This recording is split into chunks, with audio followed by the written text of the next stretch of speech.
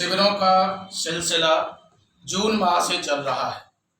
अब यह आर्य वीर दल पूर्वी उत्तर प्रदेश के अंदर जनपद मऊ आर्य समाज के तत्वावधान में जो एक सप्ताह का शिविर आयोजित करने के लिए आपने जो प्रस्ताव रखा है, उसकी मैं आर्य वीर दल उत्तर प्रदेश की ओर से भूर प्रशंसा करता हूँ।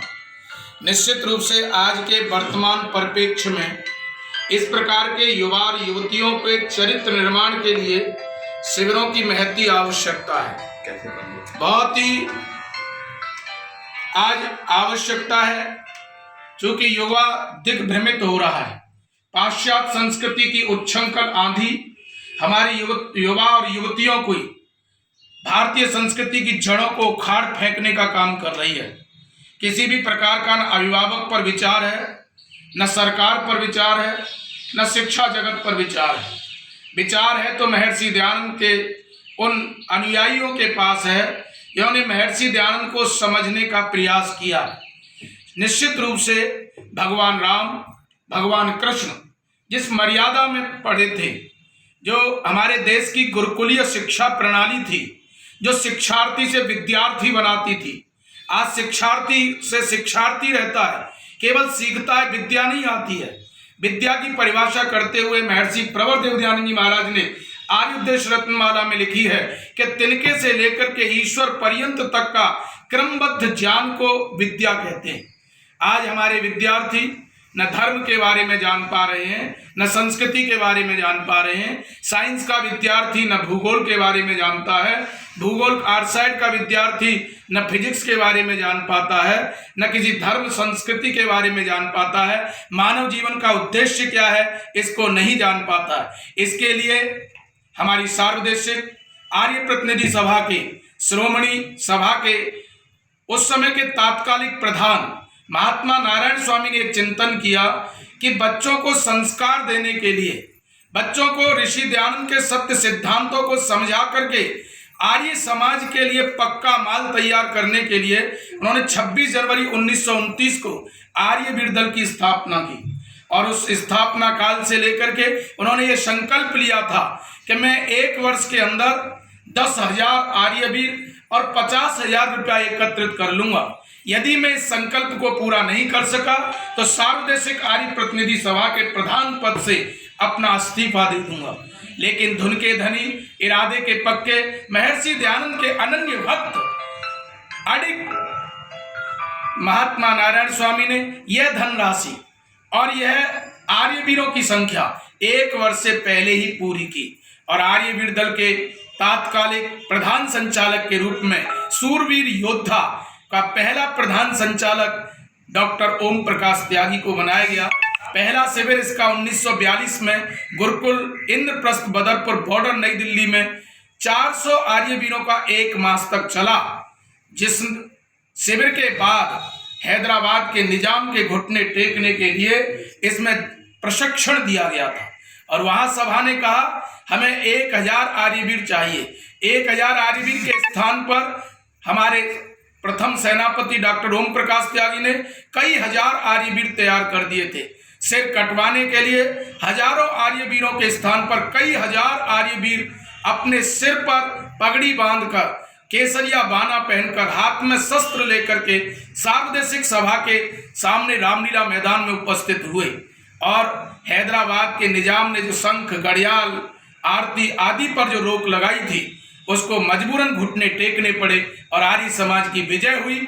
और मंदिर के अंदर, हैदराबाद के अंदर उनकी जो आरती थी, पूजा पद्धति थी, उसको प्रारंभ हुआ। यद्यपि आर्य समाज इसको नहीं मानता, लेकिन वह हमारे भाई हैं। अपने भाई पर कोई विपत्ति आए तो ऋषि दयानंद का शिष्य कभी भी मुंह फेर करके नहीं बैठ सकता। ऐसी इसका स्वर्णिम इतिहास आर्यवीर दल का है। इसके 3 मुख्य उद्देश्य हैं। पहला उद्देश्य संस्कृति की रक्षा करना। राम और कृष्ण की संस्कृति, गौतम कपिल कणाद की संस्कृति आज बच्चे तक नहीं पहुंच रही। उस संस्कृति को पहुंचाएंगे जब ही उसकी रक्षा होगी। और उस संस्कृति के में अपने संस्कारों को जागृत करेंगे और उसी संस्कार, जैसे संस्कार होते हैं वैसा व्यवहार बनता है, और जैसा व्यवहार बनता है वैसा व्यक्ति बन जाता है। तो यह भारतीय व्यक्ति भारतीय युवा भारतीय बन सके, इसके लिए आर्यवीर दल काम कर रहा है। दूसरा, शक्ति का संचय। कमजोर व्यक्ति न अपनी रक्षा कर सकता है, दूसरे की रक्षा की तो बात ही अलग रही। इसलिए उनको शक्ति संचय के रूप में 4 घंटे या निरंतर व्यायाम आदि योगासन से उसको एकदम तैयार किया जाएगा, जो जिसकी भुजाएं फड़क उठें, राष्ट्र के कार्य के लिए, धर्म के कार्य के लिए, अपने माता पिता, अपने परिवार की रक्षा के लिए वो इतना बलिष्ठ और सशक्त हो जाए कि वो आगे आने वाली परिस्थितियों से मुकाबला कर सके। और तीसरा उद्देश्य है समाज में सेवा कार्य करना। सेवा कार्य वही व्यक्ति कर सकता है जो संस्कृति को जानता है, जो जिसके अंदर शक्ति है, बल है, पराक्रम है, वही व्यक्ति सेवा कर सकता है। कमजोर सेवा नहीं कर सकता है।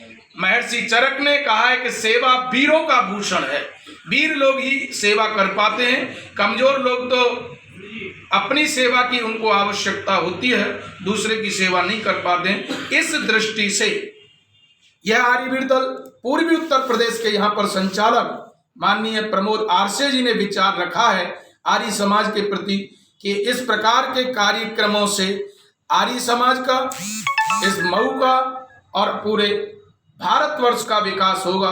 क्योंकि महर्षि दयानंद का मानना है कि व्यक्ति के सुधार से ही सबका सुधार है। राष्ट्र की सबसे छोटी इकाई है तो वो व्यक्ति होती है, और व्यक्ति के सुधार होने से, व्यक्ति के सशक्त बनने से, व्यक्ति के मजबूती आने से राष्ट्र को मजबूती आएगी। राष्ट्र रक्षा के नारे लगाने से, या राष्ट्र रक्षा बहुत बड़े सम्मेलन करने से, या राष्ट्र की जय बोलने से राष्ट्र की जय नहीं होगी।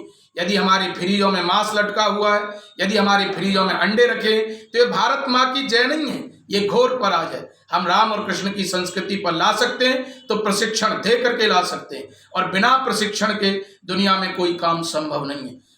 जब सेना ली जाती है, चाहे आर्मी हो, एयरफोर्स हो, चाहे नेवी हो, उसके अंदर एक प्रशिक्षण होता है, और प्रशिक्षित व्यक्ति ही राष्ट्र को संभाल पाता है। बिना प्रशिक्षण दिए हम किसी भी संस्था को आगे नहीं बढ़ा सकते।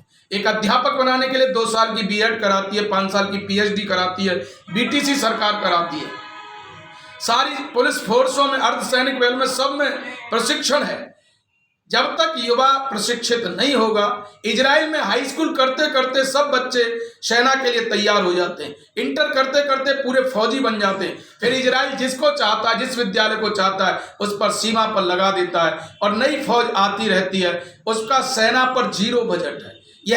यही आर्यवीर दल देखना चाहता है कि हमारे ये स्कूलों से निकलने वाले युवा सैनिक बने, और वो सेना में जाकर के अच्छे से प्रशिक्षण लेकर के अपने राष्ट्र को हर प्रकार से सुरक्षित कर सकें। धन्यवाद।